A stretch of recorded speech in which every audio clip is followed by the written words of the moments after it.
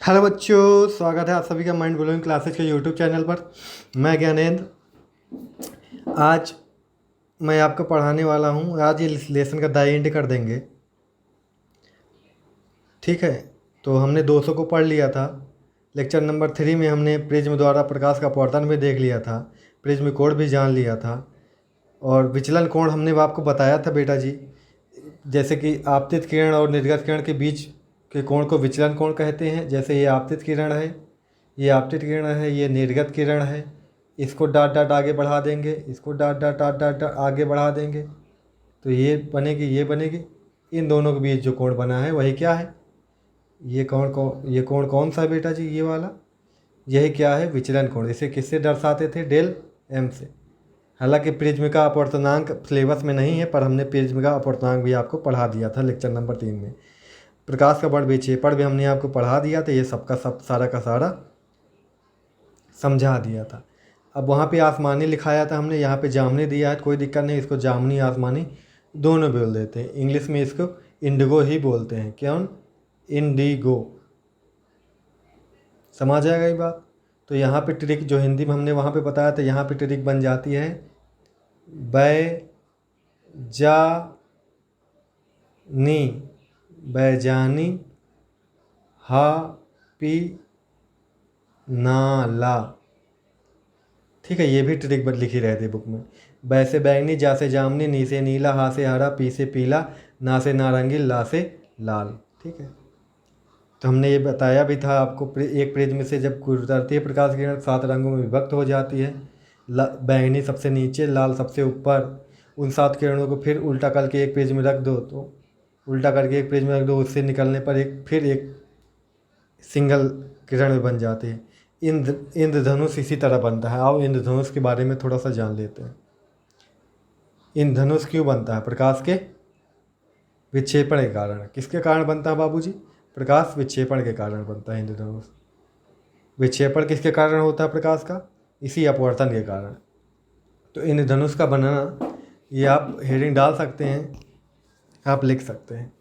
इंद्रधनुष वर्षों के पश्चात आकाश में जल के सूक्ष्म कणों में दिखाई देने वाला प्रकाशिक स्पेक्ट्रम। स्पेक्ट्रम क्या होता है? 7 रंगों का समूह। जो 7 रंग बनते हैं ना सूर्य प्रकाश के विक्षेपण से, इन्हीं 7 रंगों के क्रम को स्पेक्ट्रम बोलते हैं। यह वायुमंडल में उपस्थित जल की बूंदों द्वारा सूर्य के प्रकाश के परिक्षेपण परिक्षेपण के कारण होता है। सूर्य के प्रकाश का परिक्षेपण के कारण होता है। इंद्रधनुष सूर्य के विपरीत दिशा में होता है। सूर्य के विपरीत दिशा में, अर्थात सूरज अगर पूरब है तो पूरब की विपरीत दिशा क्या होगी? पश्चिम। तो इंद्रधनुष पश्चिम में बनेगा। ठीक है, अर्थात जब भी आप इंद्रधनुष को देखेंगे, जब भी आप इंद्रधनुष को देखेंगे, इंद्रधनुष से मान लो ये आप हैं, तो अगर आप इंद्रधनुष को देखेंगे तो आपके पीठ के पीछे होगा क्या? सूरज। हमेशा। समझ गए? जब भी आप इंद्रधनुष को देखेंगे तो आपके सूरज कहाँ पे होगा? आपके पीठ के पीछे होगा। ठीक है, यहाँ पे होता क्या है? जल की सूक्ष्म बूंदें प्रिज्म की भांति क्या कार्य करते हैं, और सूर्य से जो प्रकाश किरणें जाती हैं तो अपवर्तित तथा विक्षेपित करती हैं। ठीक है, तत्पश्चात इसे आंतरिक परावर्तित करती हैं। आंतरिक रूप से परावर्तन हो जाता है प्रकाश किरणों का। अतः जल की बूंदे के बाहर निकलते समय प्रकाश पुनः अपवर्तित हो जाता है, 2 बार अपवर्तन हो जाता है। प्रकाश के पर्यवेक्षण तथा आंतरिक अपवर्तन के कारण इंद्रधनुष बनता है। ऐसे लिख लेंगे आप अपने नोट्स बनाएंगे तो। समझ गए? जैसे कि ये प्रकाश की बूंदें हैं, ये सूरज है, इससे किरणें निकलेंगे तो यहीं यहीं पे अपवर्तन वगैरह 7 रंगों में बट के इकट्ठे किसी बादल पे, यहाँ पे कोई बादल है, उस पर 7 रंग की बन जाएंगी। ठीक है, अब जब आप देखेंगे तो इधर को ही देखेंगे तो सूरज किधर रहेगा? पीठ के पीछे। समझ गए?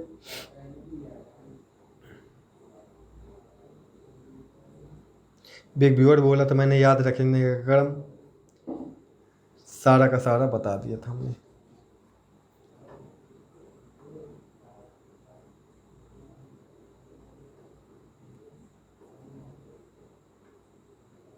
ये वही सातों रंग आप देख सकते हैं आराम से। ठीक है।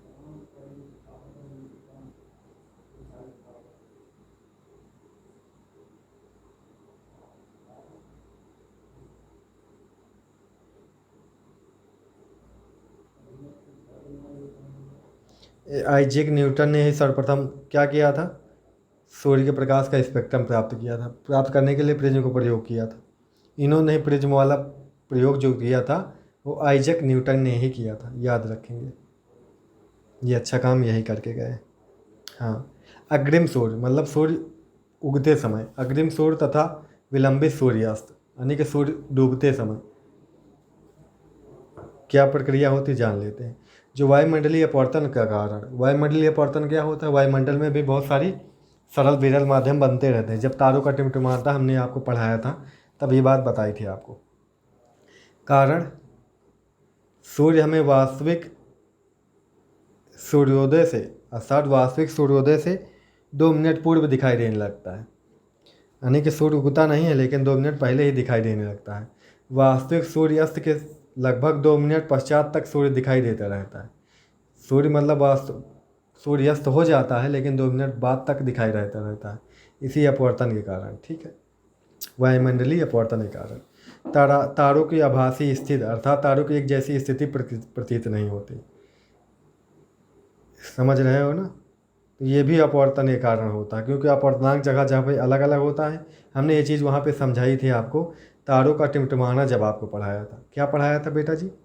तारों का टिमटिमाना पढ़ाया था आपको। तब आपको ये चीज़ें हमने आपको बताई थी कि नहीं बताई थी? पृथ्वी जैसे पृथ्वी के वायुमंडल में प्रवेश करने से पश्चात पृथ्वी के पृष्ठ पर पहुंचने तक सारे तारे का प्रकाश निरंतर अपवर्तित होता जाता है। वायुमंडलीय अपवर्तन उसी माध्यम में होता है जिसका क्रमिक परिवर्ती अपवर्तनांक हो। क्योंकि वायुमंडल तारे के प्रकाश को अभिलंब की ओर झुका रहता है, अतः क्षितिज के निकट देखने पर कोई तारा अपनी वास्तविक स्थिति पर कुछ ऊंचाई पर प्रतीत होता है। ठीक है। अब वायुमंडलीय अपवर्तन के कारण कौन कौन सी घटनाएं होती हैं? तारों का टिमटिमाता, अग्निम सूर्य उदय, ये समझा चुके, आपको पढ़ा चुके, ये भी अभी पढ़ा चुके। तारों को वास्तविक स्थिति ये भी अभी पढ़ा चुके। अब जैसे ये वाली है तो ये वाली अभी नहीं पढ़ाएंगे। ठीक है, ये वाली अभी नहीं पढ़ाएंगे। ठीक है, प्रकाश का प्रकीर्णन अब की बार सिलेबस में नहीं, हालांकि अभी हम पढ़ा देते हैं। ठीक है, चलो। और हम ये प्रकाश का वर्ग विक्षेपण बेटा जी आपको पढ़ना है। अच्छा, प्रकाश का वर्ग विक्षेपण जब हेडिंग डालेंगे ये सारी चीज़ें नोट करेंगे अपनी नोटबुक में। लाल प्रकाश का रंग का प्रकीर्णन सबसे कम होता है, क्योंकि लाल प्रकाश सबसे कम झुकता है और बैगनी प्रकाश सबसे नीचे होता है, इसलिए बैगनी प्रकाश प्रकीर्णन सबसे अधिक होता है। ये चीज़ें ऑब्जेक्टिव में पूछी जाती है। ठीक बाबू जी?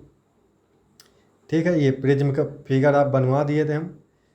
ये हेडिंग डाल के कांच के प्रिज्म द्वारा प्रकाश श्वेत प्रकाश का विक्षेपण, ये हेडिंग डाल के ये सब लिख लेना, फिगर बना लेने। ठीक है, फिगर बना लेने। आ गई बात समझ में?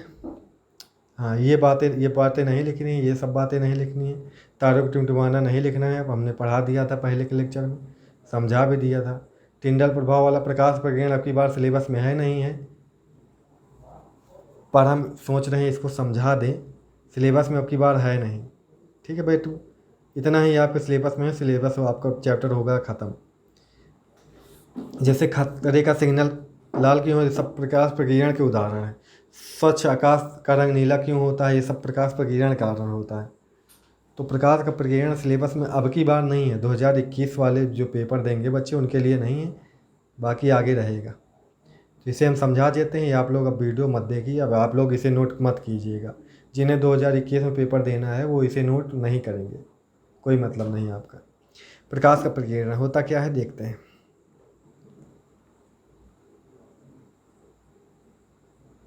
टिंडल प्रभाव जान लेते क्या होता है। जब कोई प्रकाश की किरण का पुंज वायुमंडल के महीन कणों जैसे धुआं है, जल की बूंदें हैं, ठीक है, धूल कण हैं, निलंबित कण हैं, वो छोटे छोटे वायु के कण अणुओं से टकराता है तो उस किरण पुंज का अपने मार्ग में दिखाई देने लगता है।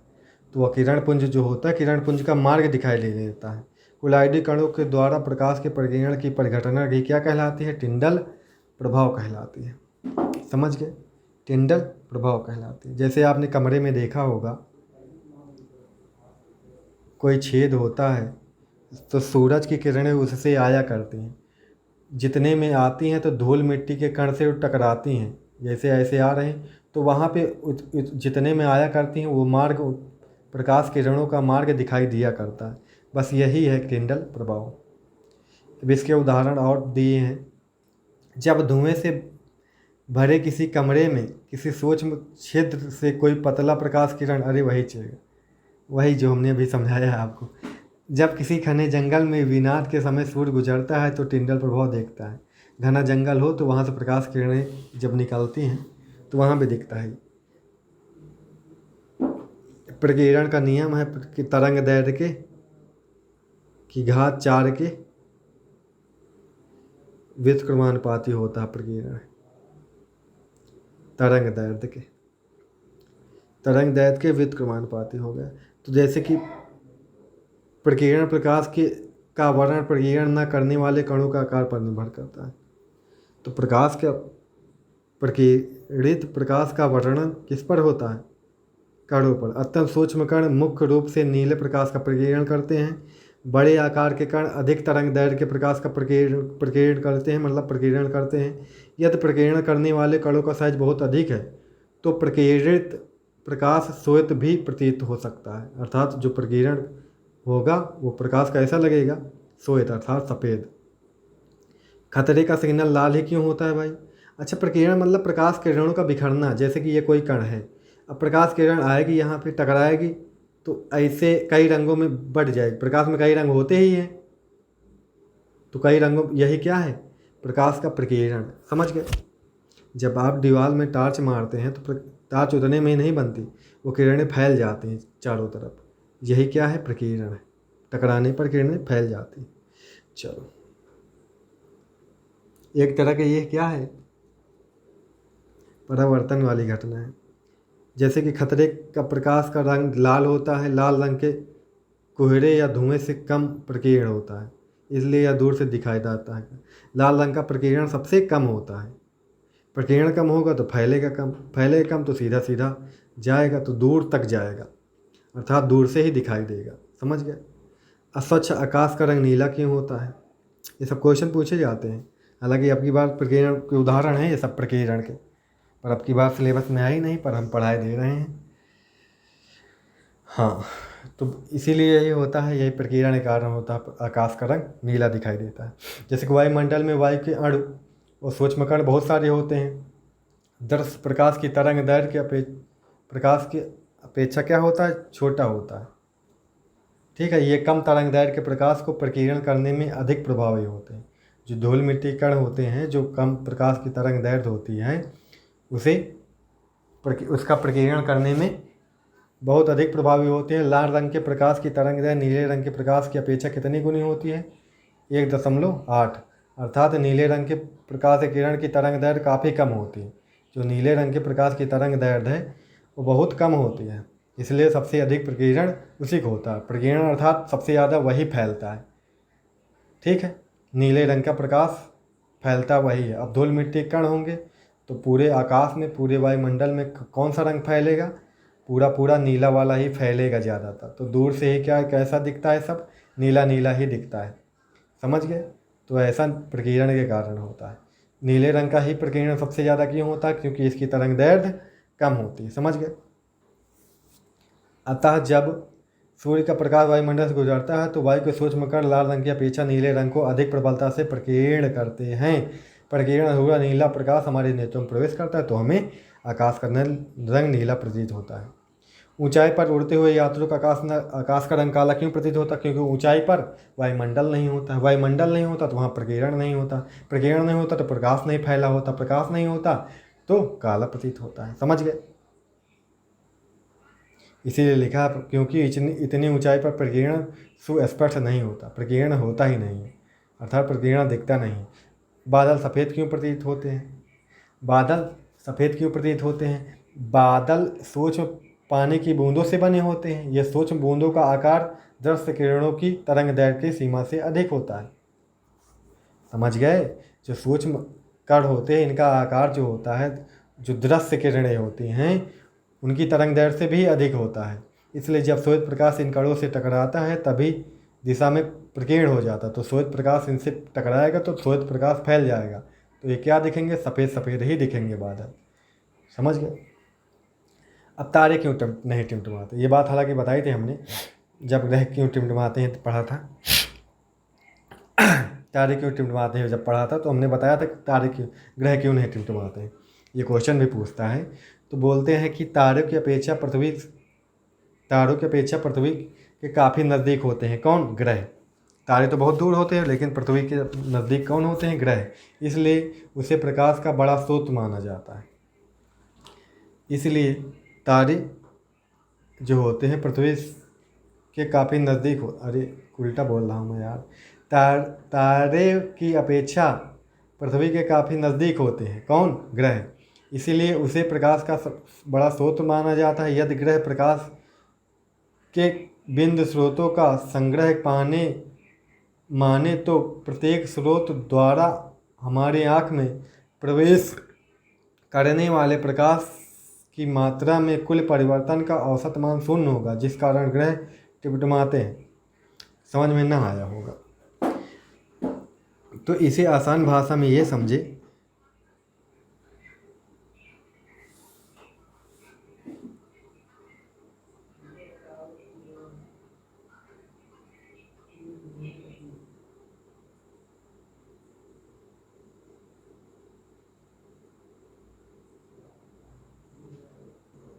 ये बस इतना सा कहना चाह रहा है, जैसे ही हमारी पृथ्वी है तो ये तारे हैं। मान लो तारा एक सूर्य भी हमारा तारा है, तो ग्रह हैं।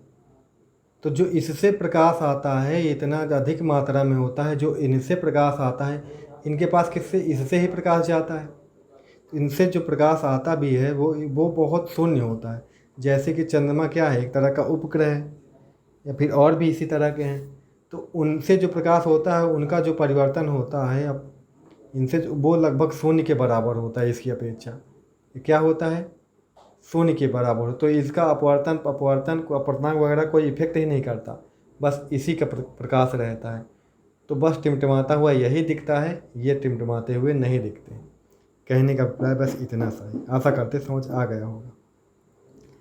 अब भाई कुछ नहीं है इसमें, सवाल नहीं बेटा जी आते एनसीईआरटी में नहीं सवाल। और अगर आए होंगे पिछले सालों में जो पेपर हुए एनसीईआरटी की बुक से, तो हम न्यूमेरिकल इसका करवा देंगे बाद में। अब हम विद्युत लेसन स्टार्ट करेंगे बहुत जल्द। 2 लेसन बचे हैं फिजिक्स के। आपकी 12 नंबर की फिजिक्स ख़त्म हो गई है, 2 चैप्टर ख़त्म, तो 1 यूनिट फिजिक्स ख़त्म। 2 चैप्टर और बचे हैं 13 नंबर के, वो 2 चैप्टर और पूरा करवा दूंगा मैं बहुत जल्द से जल्द। उनमें थोड़ा टाइम लगेगा, जैसे पहले लेसन में लगेगा उसी तरह उनमें लगेगा। तो मिलेंगे अगली वीडियो में। Thanks a lot. वीडियो को लाइक शेयर सब्सक्राइब कर देना। अभी तक चैनल को सब्सक्राइब नहीं किया तो सब्सक्राइब कर लेना, और कम से कम अपने दोस्तों को, अपने स्कूल के, अपने कोचिंग के बच्चों को इन वीडियोज़ के बारे में ज़रूर बताएं। यही आपकी हमारे लिए गुड़ दक्षिणा होगी। Thank you so much.